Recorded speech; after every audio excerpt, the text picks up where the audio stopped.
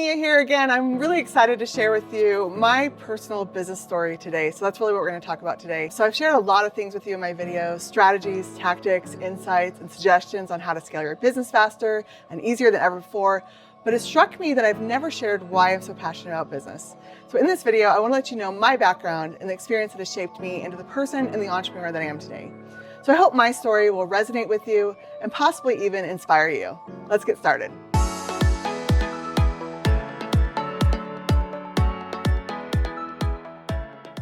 Okay, so let's see. My entrepreneur journey really started when I was a kid. I know everybody says that, right? I was an entrepreneur since I was little, and I'd like to say I was a millionaire by the time I was 18, and that wasn't the case. But I did learn that, hey, if I go buy some fireballs at Costco, I can go and sell them for more money at my school. And I still remember I had this little Hello Kitty trash can, and I put the fireballs in there, and I was at lunch and I was sitting on the concrete. I don't remember a lot of my childhood, but I remember this because it traumatized me. So I had this trash can, I'm selling stuff, and then it spilled over all my fireballs everywhere. And then somebody went and tattled on me that I was selling to people. And then I got called into the principal's office and it crushed me. I thought I was the worst person ever. And so really after that, my entrepreneurial dreams really ended up being selling homemade bookmarks on a very non-busy road in California at the time, and nobody wanted my bookmark. So I wasn't really a really great entrepreneur, but it was a part of me, and I always knew it was. Fast forward, I was going to go to Utah State and get a degree in entrepreneurship, but I ended up moving back to Boise, Idaho, where I'm from, and getting married, and they didn't have an entrepreneurship program at Boise State, where I went to school. And so as I was going through the business, kind of the general business courses that are required, I wasn't really sure what degree I wanted in the business. I just knew it was going to be in business somewhere. And so when I had my first accounting class, I was hooked, which is interesting because I'm definitely not a traditional accountant and I don't really even think of myself as an accountant, but I'm a problem solver. That's kind of what I do. And so naturally for me, it wasn't so much about geeking out on compliance and fine print stuff, but it was more about, hey, I can go and find a problem and go and solve that in people's books or records. And that's kind of what I loved about it, is the problem solving aspect of it. Anyway, so I got my accounting degree and started working for a couple CPA firms after college. And I kind of got thrown in with my second CPA firm I was working at, just meeting with tons of business owners during tax season. And it was intriguing because all these companies were meeting with me, and I knew I wanted to be an entrepreneur, and I've always been super passionate person, as you can probably tell from my videos. And so I got kind of thrown in meeting with these businesses, and they all looked just tired and worn out. And I was like, man, why are they so tired? Business is cool, this is fun, what's going on? And funny story is I realize now they were probably super not excited to have their taxes done, but either way, it intrigued me to say, how can I keep that entrepreneurial spirit alive? How can I keep that fire burning within us as entrepreneurs?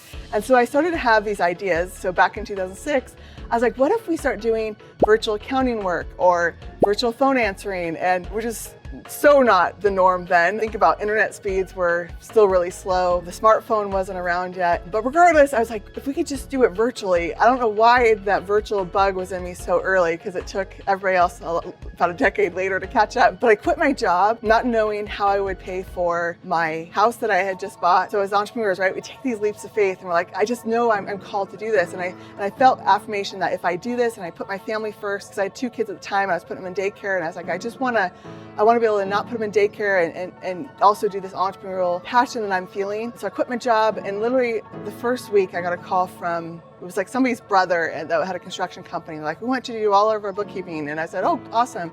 And that replaced my income. So that was my first entrepreneurial leap of faith, not really knowing if I was going to have anything there to catch me. But if you're an entrepreneur, you know that these are common threads throughout our entrepreneurial journey that we have to take. Started doing virtual accounting work. And then I thought, well, the front desk person is the one answering the phones, so I probably have to answer the phones too. And so I started up a telephone answering service company. It was interesting because I was naive to the whole call center world that existed for enterprise level clients. I just thought I had this proprietary thing. Nobody else was doing this.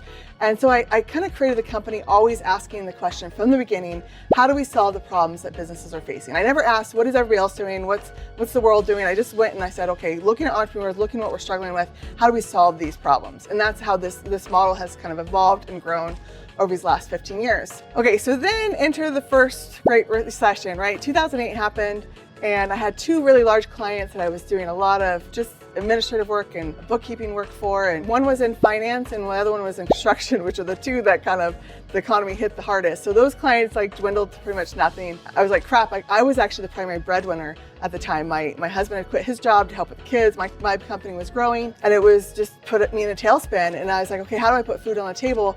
And I ended up starting a tax practice because it was a way to make quick money, and I knew how to do it. It wasn't something I was like super passionate about, but at the end of the day, you just had to do what it took. And I was still selling the model, this virtual service model, to Boise, Idaho, which is about a decade behind a lot of other companies. And I felt like I was hitting my head against the wall with this model too. And so I was bootstrapping it, and I just didn't have the capital to grow the staff that I needed to support the model. And so I ended up shutting the model down for a while and ended up doing the tax practice. And it was interesting, probably about, 5 years later, all of a sudden all my old telephone answering service clients started calling me back in like a 1 week period. I don't know, as entrepreneurs, if that happens to you, you're like, okay, I'm gonna listen to this because this is obviously a sign that I'm supposed to start this model back up. And so I continued kind of the tax practice and this model for a while until about 7 years ago. And I was like, every time tax season would roll around, we lost momentum. So, as entrepreneurs, like, why am I telling you this story? Like, more than anything, I want you to feel like you're not alone in this journey. What I didn't say yet is after, 2010, so 2 years after the recession, I got a divorce, and it kind of spiraled a lot of things financially, and, we lost our home, and we lost all these different things, and I ended up not being able to, because I was a primary breadwinner, I didn't have any child support coming in, and so I had to figure out how to still grow my business, still provide for me and my 2 kids. And so I ended up, for a while, living in the front of, I got this one house where I was able to put my tax practice in the front, and I lived in the back, but it ended up being, it was like $2,000 a month at the time, and I even struggled paying for that. And so then I ended up moving into more of a retail type shop, and it was like $600 a month. So what I ended up doing is actually living in my office and had a storage unit where I put a lot of my clothes. So I'd go to my storage unit, get my clothes, go back to my office and get ready. And then when I had the kids, because we had them 50-50, I tried to stay at people's homes. There were times I actually had my kids sleep under my reception desk, and I stayed on a cot in the back of my office. So as entrepreneurs, like, we do these crazy things that keep us going, right? And we're like, I know I'm still supposed to do this. And it was a really, really hard time. I haven't told that story in a while. I'm actually kind of getting emotional about it. It's kind of funny. I didn't really relive that moment for a while, but those are the hard moments that we do as entrepreneurs. So, fast forward over the next however many years, I got remarried, and we actually had 3 more little boys together. Right now they're ages, 5 to 8. So my husband had 2 kids, I had 2 kids, we had 3 kids together. And so now we have 7 kids, we both are entrepreneurs, and I don't know, it's just crazy. And so we live in a cool world right now where we can blend business and personal more. Like, I try to keep a professional environment, but I'm not like so concerned if my kid comes into a video, or, in the old days, I'd actually go in my closet and shut my door and pretend like, oh, I don't want anybody to hear my kids. And COVID changed all of that. And that is something I'm super grateful for, because we're all human and we're all people that have lives, and we're trying to create this integrated world of our inside and the outside. We're trying to put them together and make it a holistic whole as people. So in this video, I just wanted to get more personal. I wanted to really go deeper into my personal struggles as an entrepreneur, and I have a gazillion more I could tell you, because business is hard, and one of my favorite quotes is, if you understand that life is hard, and you realize it's hard, then it no longer becomes hard, right? Like, it's just realizing that life is about solving problems, and business is about going through and pushing through those difficult times. So if you want to see, though, more of my team sourcing journey, how the model evolved to what it is today, and how we're continually serving and solving the problems that entrepreneurs have, go ahead and like and subscribe this video, click the little bell. I would love to have you be a part of my channel and be a part of the community that we're trying to build.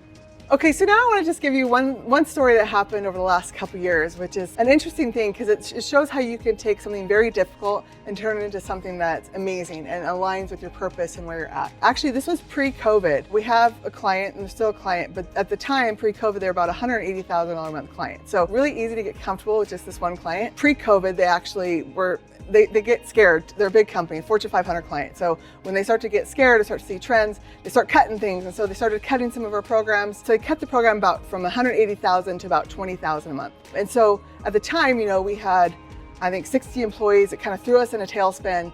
And we're like, crap, we have to figure something out. And some of my A players, they're like, we got to write ourselves off the spreadsheet. We're too top heavy. And so that's kind of what they had to do for a year. And as an entrepreneur, I had to literally go back in the trenches and kind of rework the company and get things going. But when this client happened at the time, I was like, oh, this was awful, because I have 60 people that I have to provide for and take care of. And I don't take that responsibility lightly. But it was an interesting thing that happened is, as that was happening, I was like, I got this impression that my calling is not to serve this one client.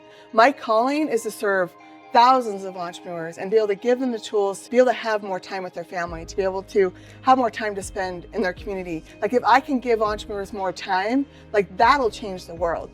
And I had this just strong impression that there was something bigger, and I always knew I had a really clear vision back in 2006. So I always knew that wasn't my calling, but we were able to kind of stress test the model with the big client and it was great. But when that shut down, it forced us to build a sales funnel and put ads to it. And then we turned it on. It was like, oh my goodness, we had such amazing response, like unlimited leads that we could ever have.